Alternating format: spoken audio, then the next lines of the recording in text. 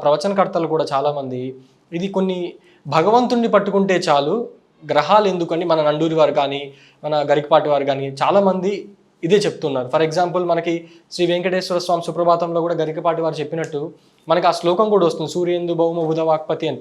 So ఆ స్వామి కాళ్ళు పట్టుకుంటే చాలదా, అమ్మవారిని పట్టుకుంటే చాలదా, దత్తుణ్ణి పట్టుకుంటే చాలదా?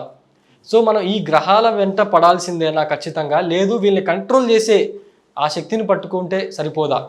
ఇప్పుడు నీకు ఇందనక చెప్పాను నేను, ఏదైతే పూర్ణ ఎనర్జీ నుంచి 7 రేస్ సప్త ఋషి మండలం, అక్కడి నుంచి నక్షత్ర మండలం, నక్షత్ర మండలం నుంచి గ్రహ మండలం, గ్రహ మండలం నుంచి ఇది, నువ్వు ఏదైతే పూర్ణ చైతన్యం ఉందో ఆ పూర్ణ చైతన్యాన్ని నువ్వు పట్టుకున్నప్పుడు యాజ్ అమ్మవారు కావచ్చు, దత్తుడి కావచ్చు, ఏ రూపము ఏ శక్తి అయినా ఏదైనా పూర్ణాత్మ స్వరూపం పూర్ణ అన్నమాట.